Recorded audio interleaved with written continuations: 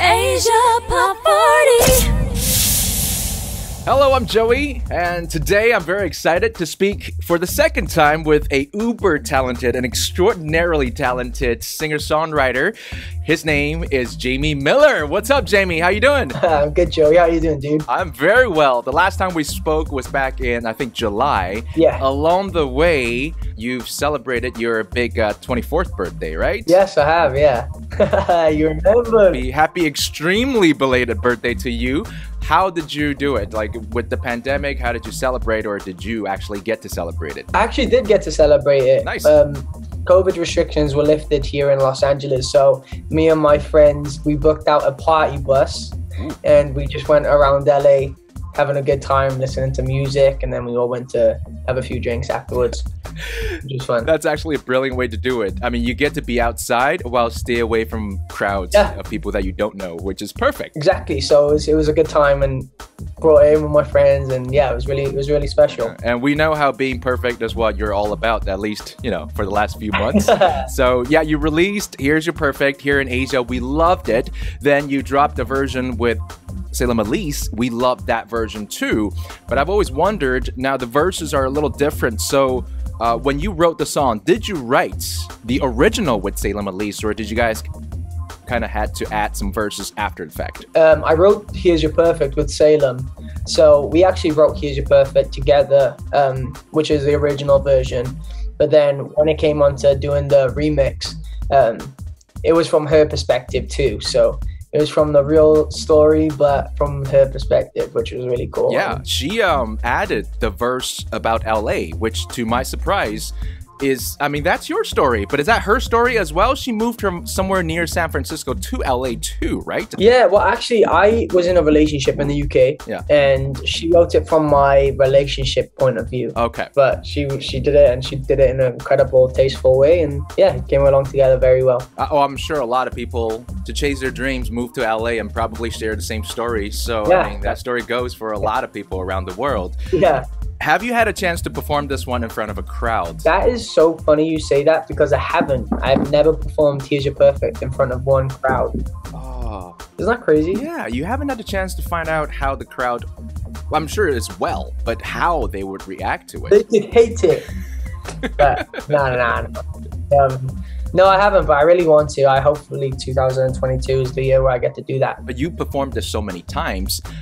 In your mind, have you thought about a perfect way to do it if you ever get a chance to perform it in front of a large crowd? Yeah, I mean, I would love to do it with like a full orchestra. Oh. I'd love that. Like a massive band, just like going for it. I'm going on tour next year. Nice. So I'm excited about that. I'm doing an American tour, which is going to be fun. And it's like, I mean, I start tour rehearsals at the beginning of next year, so I'm excited. It's gonna be a good time. Yeah, beginning of next year is only a month, less than a month away. Yeah. So we're excited for you to go on tour, and I'm sure when things allow for it to happen, you'll come to Asia. Last time we talked about your biggest influences. You named Donny Hathaway, Tori Kelly, and Bruno Mars. So a few questions about that. First off, have you had a chance to meet Tori Kelly yet? Because you have some common friends. I actually have. Yeah, nice. Actually, I say I haven't been able to perform in front of a crowd, but I performed in front of a crowd, and Tori Kelly was in the audience, and we spoke briefly, which was like, I'm like, whoa, like, she's so pretty in person.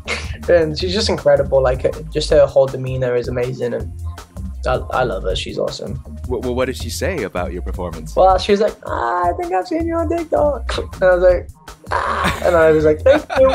Good night. I didn't know what to say. I know, because last time you told me that you're probably going to fanboy a bit and you probably freeze up in front of her. So it's got to mean a lot for her to say that. Freezing up was the main thing I did. I didn't play it for whatsoever. I looked like a weirdo, but here we go. Okay, what about Bruno Mars? Because I heard a story where you had the chance to hear the song Leave the Door Open before he released it. Is that true? Is that a true story? That is a true story. I was in the studio and I was looking for the toilet. And I was like, excuse me, man, do you know where the toilet is? And turned around, it was Bruno Mars. Oh, God. And I was like, Bruno Mars just told me where the toilet was. So did you end up leaving the door open while you went to the toilet just so you can hear it? No, I think I would have been slightly weird, but no, I just like, it's really cool to be in a place where you get to meet your idols on a random basis. Yeah. Yeah, and it's just cool that I'm finally getting to show the world my songs, which is putting me in those positions. Yeah, that's true. Well, last time we talked, you also told me that there's an EP or an LP on the way and you're almost done. There's some interesting collaborations on it with people that will know. Are you allowed to tell us any of those? I can't just yet. Oh, no. Well, okay, Jamie, I'm going to test your poker face then, because since you told me a story that obviously tells us you sometimes share a recording studio with Bruno Mars, and he is one of your biggest idols. Is he? Wait, I'm really bad at smiling. I'm really bad at it.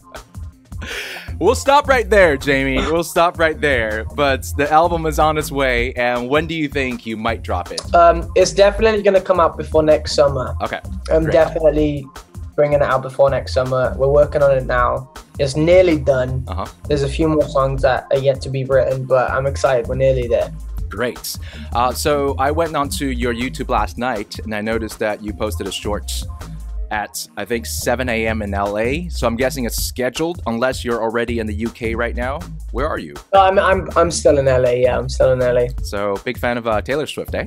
I love Taylor Swift. Yeah, she's. Wow, you're really good with your research. Yeah. Well. Yeah, she's killing it. Everybody's talking about Taylor right now. So yeah, I'm a huge fan of Taylor. I actually took that opportunity to go onto your YouTube and say that we'll be interviewing you in 12 hours. And I asked people to ask some questions they want to ask you. So are you ready to take some fan questions? Let's go. All right, first one. Someone wanted me to ask you about your favorite fast food restaurant since you've arrived in LA. And what items are your favorite on that menu? I would say my favorite fast food restaurant would be this restaurant called Chick-fil-A. Oh. They do the best nuggets, the Chick-fil-A burger, and they do these like crispy fries. I'm just like, oh, so good. I can't eat too much of it because I'm gonna get fat, but yeah, so good. And you know, like oily face, and it messes with your complexion and all that stuff. Yep, I know about that. Next question. What is a perfect Christmas for Jamie Miller? Like, what needs to be there? What are some of the components? Food, drinks, decorations? I would say my perfect Christmas, it would be spending it with my family at my mum's house. Lots of bad food for you, sweets, all those things, and just like watching Christmas movies all day. So I guess the song Home by Midnight that you recently dropped, a very Christmas track, Yep. is about that, or is it about a love story? Honestly, it's about either or. Like, I haven't been home for 2 years, and I feel like I had to celebrate Christmas last year on FaceTime with my family. But luckily enough, I was with my manager and his family, which was really nice. And yeah, it was just like, I just wanted to this year be able to make it home by midnight just in time for Christmas. So I'm going home on Friday. Oh, and good. I get to see my family for the first time in 2 years, which I'm really excited about. Okay, that's very good. And we do hope that you have a very Christmassy Christmas this year. Thank you, man. And last question is, someone asked if Jamie could sing anything for us. I'm guessing maybe a line or two from Home by Midnight. Would you be willing to do that on Zoom? Yeah. Do you want me to? Okay, you ready? Mm-hmm. It's another Saturday night, and the fire's not as bright. I don't love the cold as much when it's not the both of us. Quiet's knocking on my door, only makes me miss you more. I'm putting up the mistletoe, I hope you won't be long. Thank you for delivering an early Christmas present to all of your fans and to myself personally, even though it's via Zoom. I'm sure you've been doing this a lot lately, but hopefully we can see you do that in person sometime soon. Thank you so much, man. I appreciate you, Joey. I hope you have a wonderful holiday. Yeah, you too. And album is coming out. I don't think you can tell us the album title just quite yet or any actual features on it. Not yet. But early 2022 or mid 2022. Mid 2022. Okay, got it. Jamie, thank you so much, and Merry Christmas and a Happy New Year to you. Thank you, buddy. You too, man. Merry Christmas. Hello, I'm Jimmy Miller, and I'd like to wish you a Merry Christmas and a Happy New Year. Asia Pop 40.